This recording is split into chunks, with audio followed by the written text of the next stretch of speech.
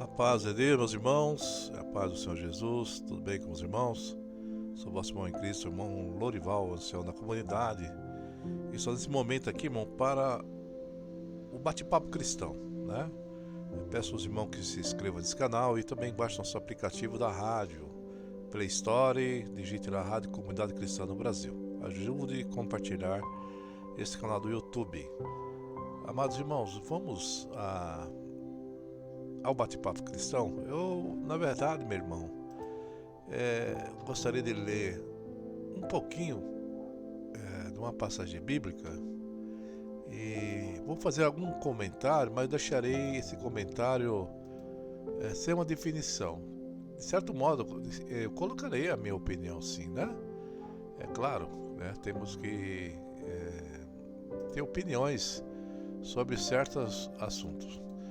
Então, meu irmão, onde fala ali sobre as qualidades de um presbítero, né? Você que está me ouvindo já te viu falar que para ser um ministro ali tem que ter umas qualidades, né? Eu gostaria de citar uma qualidade que é muito importante e deixarei alguns questionamentos para os irmãos refletir, né? Está escrito aqui 1 Timóteo 3, diz assim: essa é a palavra fiel. Se alguém deseja o episcopado, excelente obra deseja.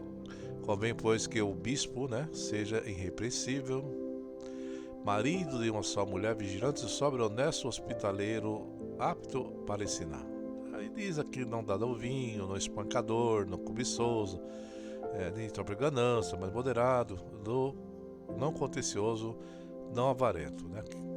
E que governa bem a própria casa, tem os seus filhos sob sujeição, com toda a modéstia. E fala que se alguém, né, não governa bem a sua própria casa, como terá cuidado da igreja de Deus? É uma pergunta, né, irmão? Amados irmãos, eu queria deixar um questionamento. Marido de uma só mulher. Hoje nós temos aí diversas pessoas que são divorciadas, separadas, alguns por motivos justos, infidelidade, outros porque o gênero não se combina, outros porque é dada a bebida e se embriaga, né? É espancador, violento. A mulher não vai ficar com uma pessoa dessa, né? Então, aqui nós temos interpretações possíveis. Eu vou citar umas 3 interpretações de uma esposa de uma só mulher. Talvez essa passagem esteja dizendo apenas que a pessoa nos era sobre poligamia, né? Que antigamente a pessoa era tinha um esposo, o esposo tinha mais de uma esposa, né? Então havia a poligamia. Mas nos tempos de Jesus já estava, no tempo de Paulo principalmente, já não tinha tanto essa parte, né? Que passou para ser qualificado, não podia ser um polígamo, não tem como um diácono, né? Um pastor, né? Tem mais de uma esposa. Essa interpretação, irmão, ela é é literalmente dita, uma frase que aparente que ser improvável essa parte. Mandou essa mensagem por causa da poligamia. Eu na verdade também eu não creio nessa parte, né? Porque era rara essa poligamia no tempo de Paulo, quando ele estava escrevendo. A frase também pode ser traduzida como homem de uma mulher só. Isso indicaria que o bispo deve ser completamente leal à mulher com quem é casado. Bom, isso aqui eu concordo, né? Eu já acho que essa parte, irmão, já é correto. A pessoa tem que ser leal, né? O esposo tem que ser leal, principalmente o homem cristão. Eu já acho que essa aqui já tem uma qualidade. Essa interpretação, ela, na verdade, ela focaliza, ela vai mais para o intuito da pureza moral da pessoa que está à frente do povo. Eu concordo. Do que o estado civil, se o cara é casado. Por quê, irmão? O estado civil, aqui eu quero deixar aqui claro, né?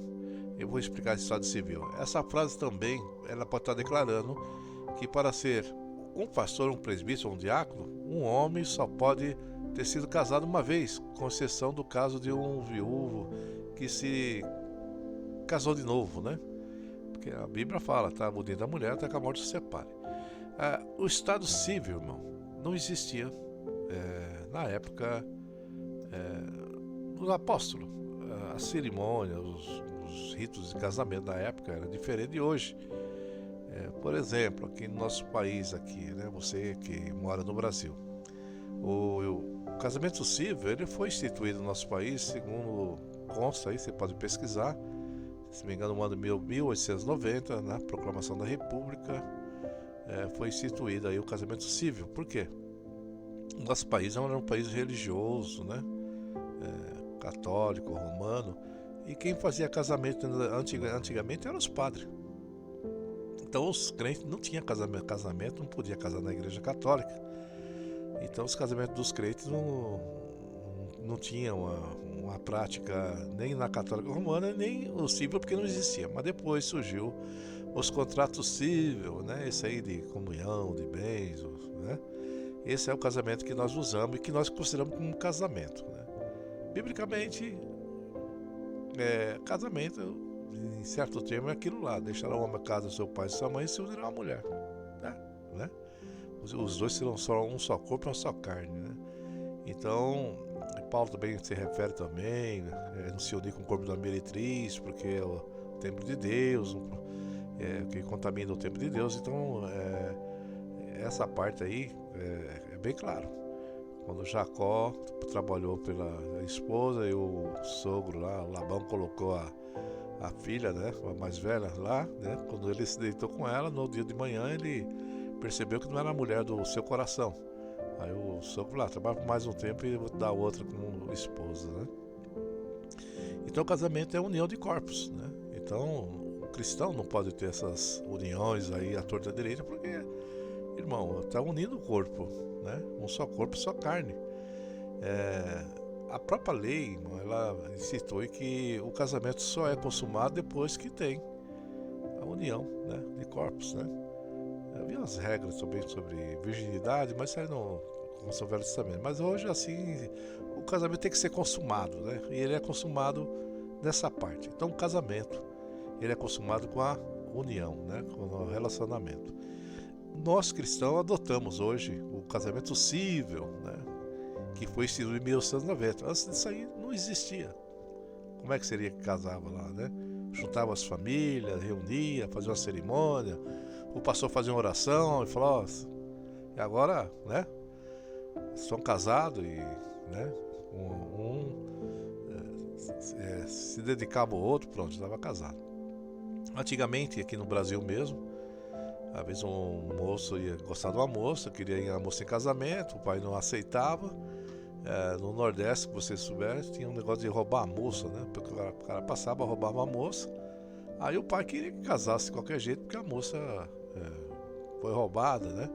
Já era mulher daquela pessoa, então era preferível que ele casava. Então roubava a moça para esse sentido, porque roubava, acontecia, então casava. Então a união de corpos, ele é o casamento, né? Consumado, vamos dizer assim. E a Bíblia fala, irmão, marido uma só mulher, um só corpo, uma só carne. Eu prefiro ficar naquela opção 2, né?